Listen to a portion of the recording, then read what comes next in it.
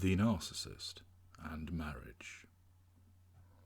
Marriage, widely regarded as one of the central events in a person's life, whether it is a traditional church affair with white wedding dress, a civil ceremony inside a football stadium, something unusual such as at the bottom of a swimming pool, a same-sex union, a week-long Indian wedding, or getting spliced in front of Elvis in Las Vegas.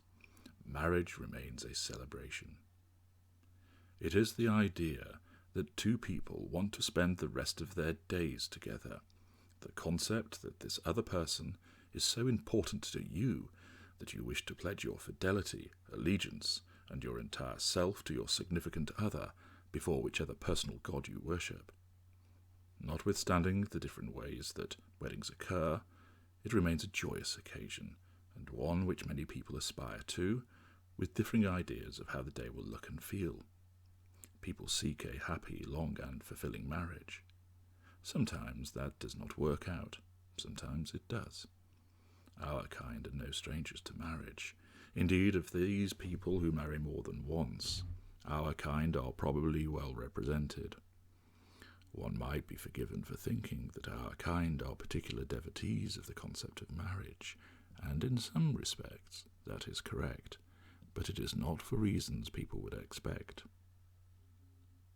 How then do we regard marriage? 1.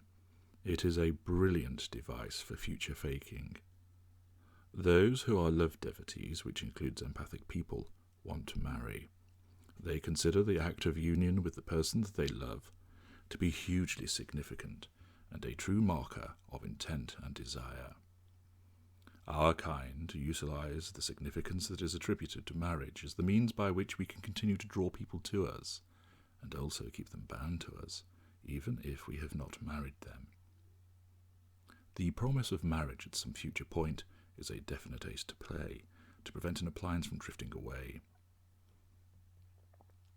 Whether this is an intimate partner primary source who we live with, or a candidate intimate partner secondary source we have high hopes for, or even a shelf IPSS who has not, unsurprisingly, worked out what they are, the potential to become married is tempting indeed. The promise of marriage becomes a large comfort crumb to feed to the appliance, and involves sentences such as, "I think we should get married at some point. When I get the next promotion, I think we should consider getting married. We ought to get married next year. When someone is as happy as you and I, we really ought to get married." I often think about what it would be like to be married. Not necessarily to you, though. Can you imagine how great it would be if we got married?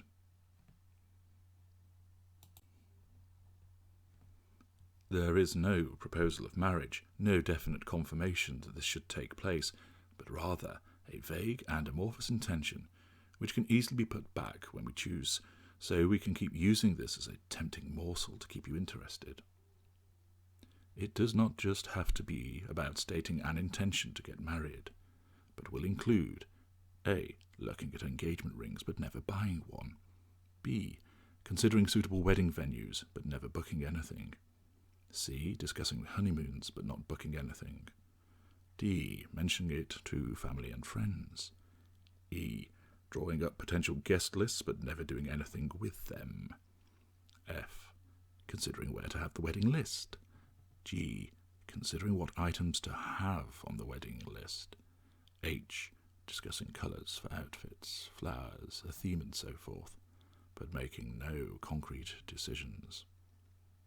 Such is the allure of the idea of getting married, that it is probably the largest comfort crumb that can be fed to an appliance, and the largest piece of future faking. 2.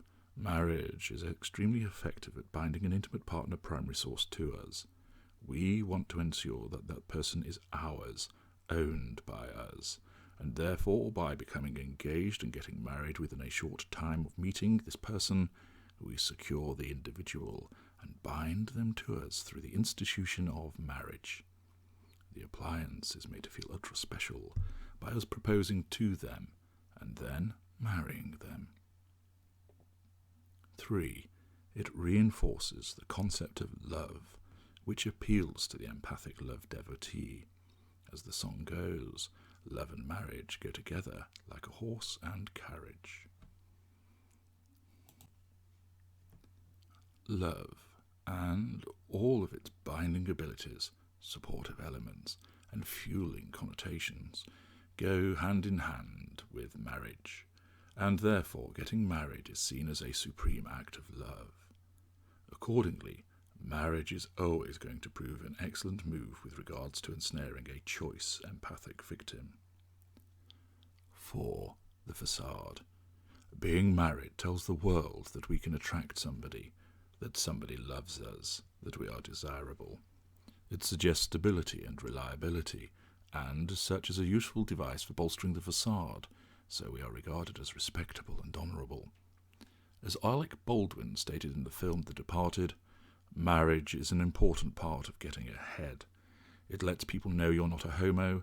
A married guy seems more stable. People see the ring, they think, at least somebody can stand the son of a bitch. Ladies see the ring, they know immediately that you must have some cash and your cock must work. Several elements there which would support the facade and also appeal to our notion of getting ahead and being seen as desirable. 5. Stability. This is a two-pronged matter. The outside world, as mentioned above in the quote, regards a married person as more stable, which helps with the facade. It also, however, helps our kind maintain stability with regard to the provision of fuel. This is especially important for the lesser and mid-range narcissists, who may not have the sophisticated fuel matrices of the greater. By securing the intimate partner primary source in this manner through marriage, the narcissist is gaining the advantage of knowing that there is going to be a reliable source of fuel for some time, both positive and then negative.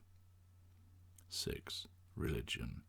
Whilst not as important as it once was, witness the rise of civil ceremonies, religion still plays an important part for many people with regard to the concept of marriage, and where religion is a fundamental part of the life of the targeted victim, then this is something that we will exploit.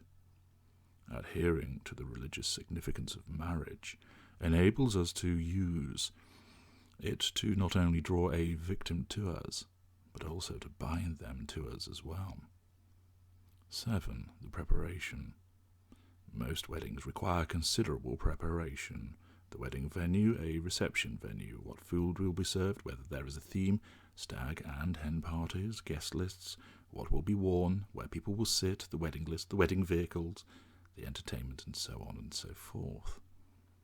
This provides us with numerous opportunities for the provision of fuel by repeatedly talking about our forthcoming nuptials, being able to show off in terms of extravagance, settling old scores and creating new ones through those who are invited and those who are not.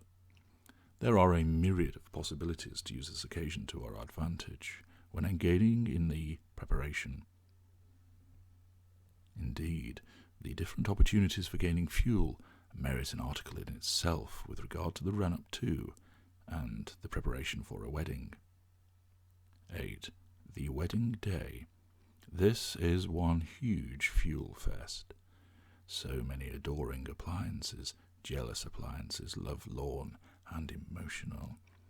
Everywhere we go, all eyes are on us. Scores of fuel lines running from us to all of these appliances, from the staff waiting on us, the vicar, the bridesmaids, the bridegroom, the guests. The power surge from all of the positive fuel, and there will be some negative fuel in there too. It always pays to invite an ex-appliance along just to keep things spiced up. My ex-wife repeatedly reminded me how she was surprised to find one of my exes at our wedding. I wasn't surprised by how much fuel he kept providing me with thereafter. The day is one of fuel from start to finish, and whilst everyone else is enjoying themselves through seeing love requited, the flowing alcohol and interesting dancing, we are gorging on the fuel that is flowing. It is also worth making mention of the pinnacle effect. This is one of the interesting consequences of a wedding. Once the marriage has been secured, there are those of our kind who find the explosion of fuel to be the best that it can ever be in terms of positive fuel. This is also allied with the fact that the marriage also means that our kind see that the intimate partner primary source is now totally embedded and ensnared. This results in the pinnacle effect. It is not evident with every wedding that occurs between narcissist and victim. Indeed, it is less likely than more likely, but it is still worth mentioning. Once the ceremony has been completed, the reception attended, and either the happy couple head off on their honeymoon or retire to their suite that night, the pinnacle effect occurs. The positive fuel is as good as it gets. The intimate partner primary source is ensnared, and now the devaluation begins. I have heard of numerous occasions where the blushing bride has become the bludgeoned bride, or the amorous groom finds himself the alienated groom instead. The devaluation commences through being frozen out, verbally attacked, or even physically assaulted. 9. Marriage applies to you, but not to us. You have set the vows, and we expect and demand you to comply with them. You will be faithful to us. You will look after us in sickness and in health. You will remain with us for better or for worse, for richer or poorer, and so forth. You belong to us. That is the central tenet of the narcissistic relationship, and the sealed nuptials confirm this to be the case. You will abide by these vows and be a reliable, faithful, and compliant spouse. Of course, with our sense of entitlement, lack of boundary recognition, and failure to account, those vows do not apply to us. We will say them, but we will not abide by them. 10. Marriage is a useful device. If you transgress in some way, we will hurl your vows at you, regardless of what we have done to offend them, and we will tell all and sundry that you have sullied the sacred name of marriage. We will wail about wanting to make the marriage work, when we perceive that you may be trying to escape us. We use the concept of marriage as a manipulative device to further our aims. You must be tied to us. You must save the marriage and not walk away from it. It is a yoke about your neck, and a means to an end for us. 11. Stickability. The fact that you are married to us and you believe in the concept of marriage means that you are less likely to give up on it. You do not like to fail, and you do not want to walk away without having tried to make it work. Binding you to us in this fashion means that we force you to keep trying and to cling on to us, with all the attendant benefits which subscribe to the prime aims also. 12. Divorce.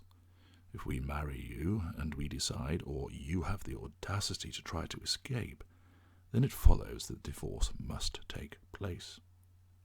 It is not a straightforward case of packing a bag and walking away.